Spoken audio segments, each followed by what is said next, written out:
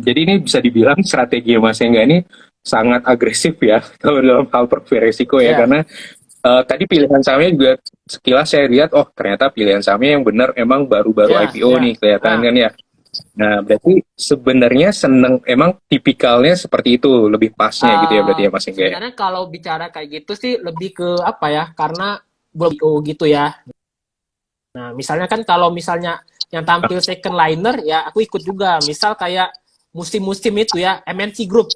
Nah, kayak 2021 itu MNC Group. ya itu pendulang cuan aku dari MNC Group itu kayak BABP, Becap gitu. Oke. Tergantung Oh, musiman berarti juga. sekarang gimana? BMTR ya, ikutan Oh, BMTR BMTR kemarin kemarin kemarin. saya ikutin tuh BMTR tuh. Ada tuh yang dia Oke. naik ke 470, 460, aku Iya. trading cuma 3-4 menit dapat 5 juta di sana. Main cepet bener itu. Oke. Oke.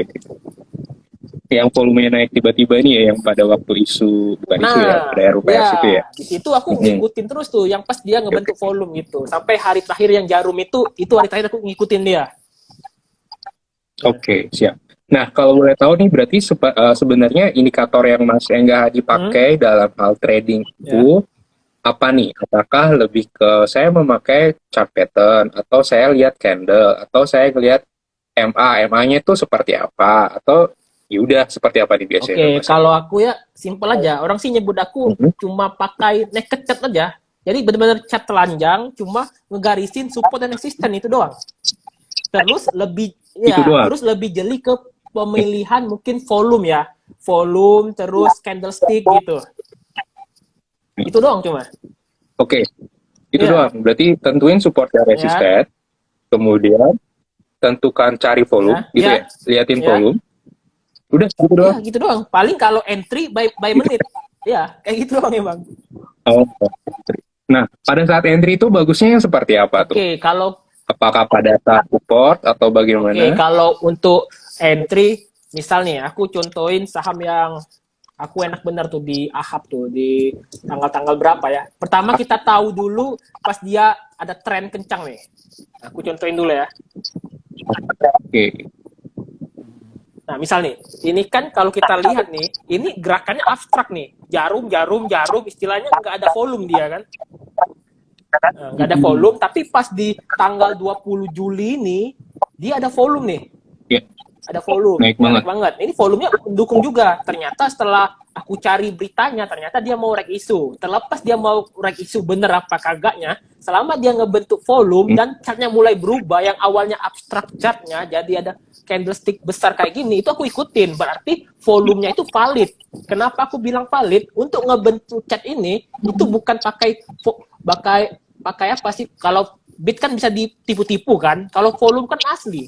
Kita entry ngebentuk volume itu. Nah, terus dia merah nih candlesticknya. Nah, merah ini aku senang Ya, tipikal candlestick yang setengah candlestick. Biasanya kalau setengah ya candle. biasanya kalau dia uptrend ya, uptrend kayak gitu, dia nggak melebihin setengah ini, nggak melebihin. Kalau dia Oke, melebihin dia bahaya gitu. Dan besoknya biasanya dia bakal breakout area pucuk ini. Nah, aku entry-nya gimana saat itu? Waktu itu kepantau pagi dia sempat koreksi sebentar, aku di hari ketiga nih nggak ngikutin, cuma aku lihat hijau candlenya. Nah, aku ngikutin tuh pas di hari keempat nih. Ini aja ada juga kontennya aku buat di ST ini, kontennya nih, konten cara cuan aku di Hub gitu. Oke, oke. nah ini ada candle jarum nih. Nah, candle jarum di Mm-mm. 84 nih, candle jarum. Nah, ini kalau nggak salah harganya sudah rek isu, kalau nggak salah ini ya, sudah rek isu. Karena kan kalau di trading view Eh, kan dia setelah reg issue kan, dia kalau trading view. kayaknya stock split Iya, ya reg sebentar. issue dia. Iya, reg Oke, issue. Nah, saat itu ini kalau nggak salah oke. berapa guys? Sekitar 100 sebelum reg issue. Nah, kalau misalnya ada candle jarum kayak di atas ini, kalau dia Hmm. pagi-pagi breakout, aku ada dalamnya gitu. Misal ini area breakoutnya ini 84 nih. Nah, aku masuk biasanya di 81, 82. Aku pakai konsep buy before breakout gitu.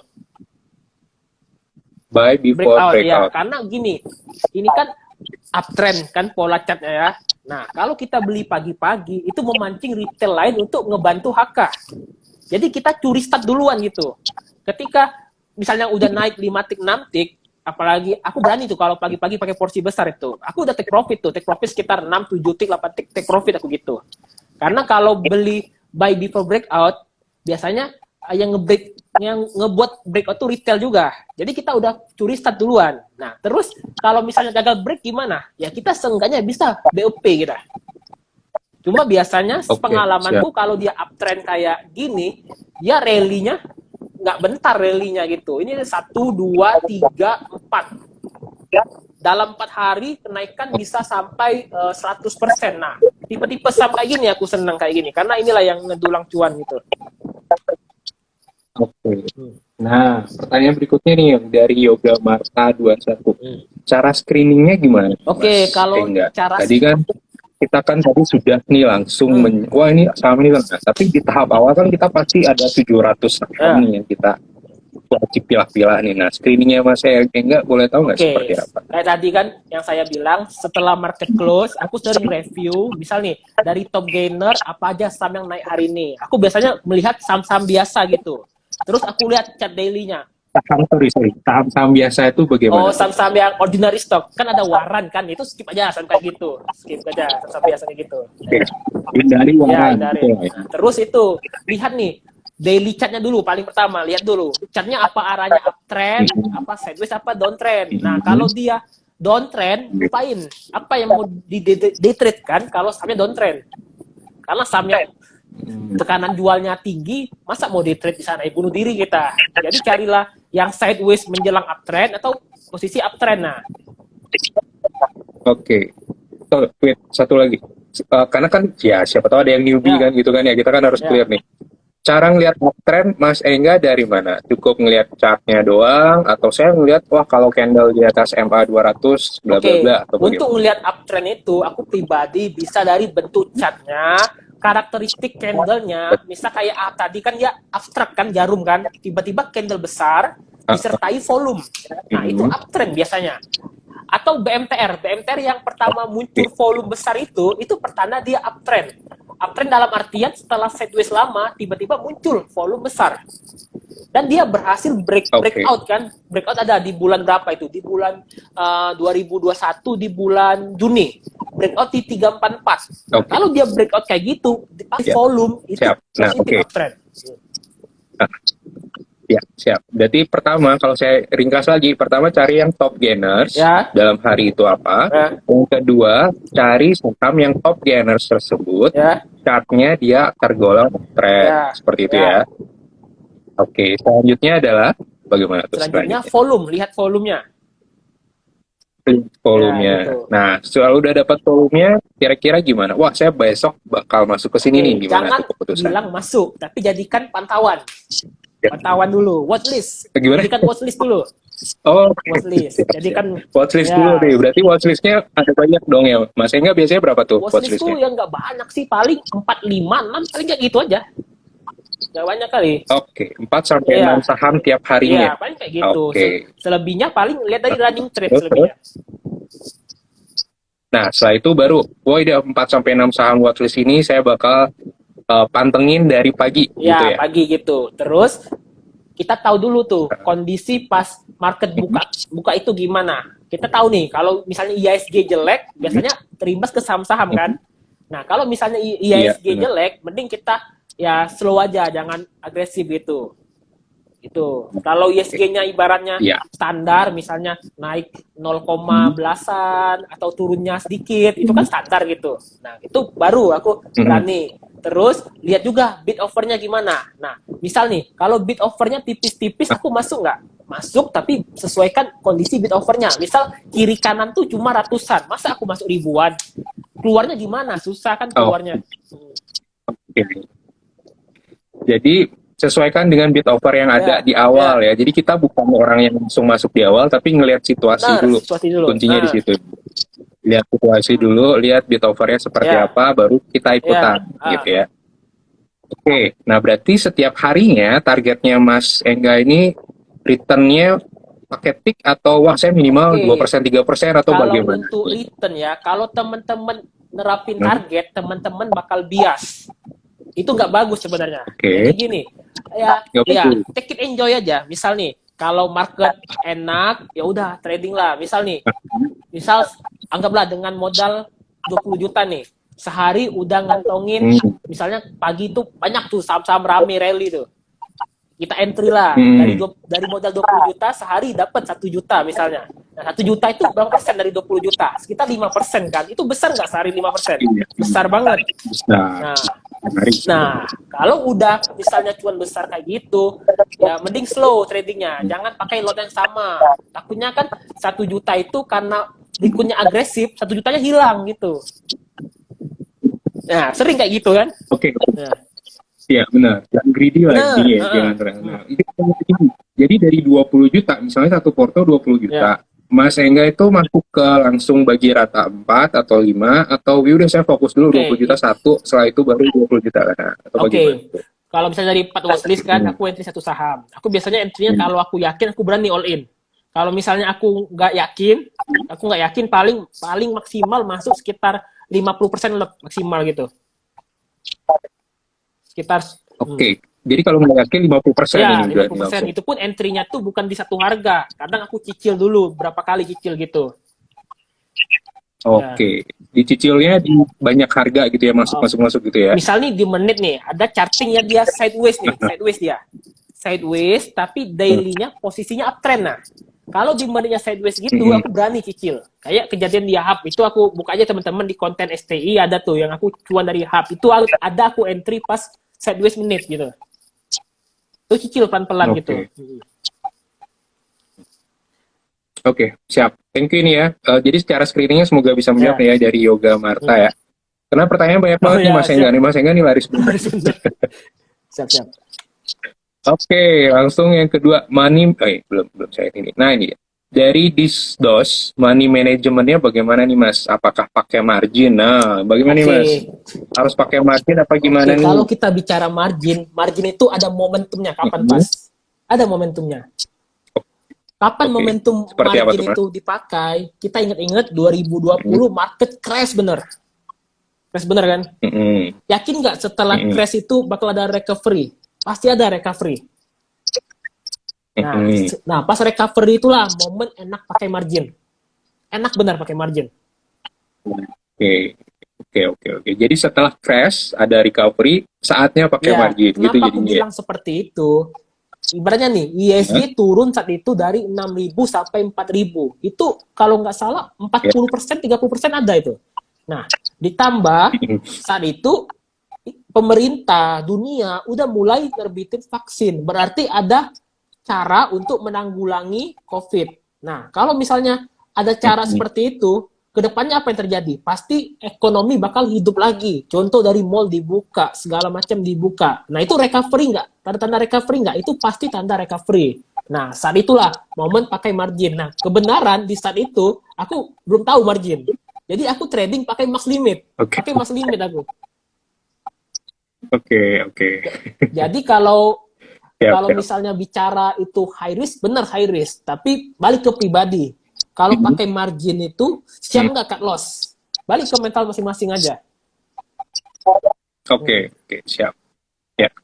Ya, tapi Ya, idealnya teman-teman ya, kalau kita berinvestasi harusnya jangan pakai utang. benar, Kuncinya di benar. situ ya. Harus bisa menjaga risiko juga. Nah, tapi seperti yang saya nggak bilang, kalau teman-teman sudah ngerasa, oh saya udah di level advance nih, ya udah nggak apa-apa. Ya, Yang penting tahu ada risikonya, gitu benar. ya. Semoga Nah, bisa jawab ya. Dari Mas Disdos. Oke. Money management nih Mas. Oh ya, money management belum clear. Tadi kan biasanya tuh ada risk and reward ya. tuh, Oh satu ya, banding reward. dua, bla bla bla. Mas Oke. Engga seperti apa nih? Oke, kalau kita bicara tuh risk and reward, biasanya risku kecil banget. Paling misalnya turun 3-4 tik udah keluar gitu. Karena kan tipe-tipe Turun 3 sampai 4 tick udah keluar, keluar. sudah cut Ya, loss. ya bahkan kalau misalnya aku udah yakin untuk cut loss aja di BLP, nggak masalah aku. Nah, terus carilah Oke. rewardnya yang tinggi. Misalnya rewardnya itu, misal nih, misal aku buat planning nih, aku CL 2 sampai 3 tik, targetnya mungkin sekitar 6 sampai 9 tik. Nah, itu berapa risk rewardnya? Risk rewardnya bisa 1:3 atau 1:4 risk rewardnya. Nah, aku seneng kalau misalnya ada planning seperti itu, gitu.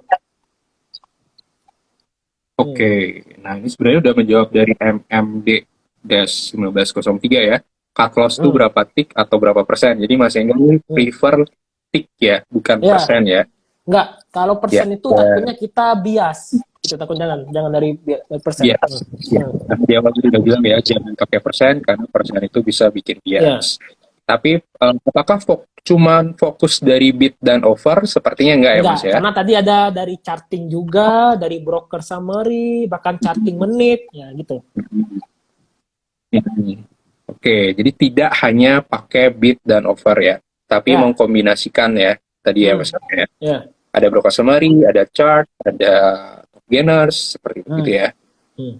Oke, semoga menjawab. Terus ada lagi dari wah banyak ya. Ini deh. Nah, tadi kan kita ngomong broker summary nih dari Mbak Elisar Sita 17. Cara cek Broksum supaya tahu saham bakal dikerek. Oke. Ada nggak Ntar sih ya, aku coba strategi buka. simpelnya? Wah, kalau kode kode Oke, kode sekuritas kode broker ini wah, saya yakin bakal dikerek atau bagaimana tuh Mas oke, Sengga? oke. Saya buka dulu ya Broxnya. Ini Hmm. kejadian bener pas saya main swing warat 1 hari. Dalam 1 hari itu, iya, dalam 1 hari swing waran itu saya berhasil take profit sekitar 36%. Jadi aku beli di 20, 30. iya, aku beli di 20, jual di 28. Karena aku kenapa aku nganalisanya gimana? Aku cuma nganalisa dia dari segi Hmm. broker summary aja. Ntar ya, aku lagi buka. Nah, Oke. oke. Nah, tapi ingat ya teman-teman ya, di sini ada faktor bahwa sudah ada yang experience seperti Mas Engga. Jadi kalau teman-teman newbie, ingat Benar, profil resikonya diperhatikan ya. benar. Oke, ini aku karena enaknya sih Oke, kita sharing by pengalaman aja ya, sharing yang kualamin gitu. ya, Oke. benar. Oke, nah Yuk, ini di silakan Mas Engga. AMMS Waran ya, Waran ya. Di sini teman-teman mesti tahu dulu, Waran ini sangat-sangat high risk, tidak rekomendasi bagi yang baru-baru Ya. gitu. Nah, ini hari pertama, kedua, ketiga, keempat. Nah, keempat ini dia ada candle jarum, candle bantingan. Ini candle bantingan di sini. Nah, candle bantingan, tapi besoknya hijau. Nah, pas hijau ini aku mulai masuk. Nah, kenapa aku masuk di hari kelima ini? Aku cek dulu Broksumnya dari tanggal 4 sampai tanggal 9. 4 sampai 9 Agustus. Nah, di sini aku coba ubah dari 4 Agustus sampai 9. Nah, di sini muncul IU. IU.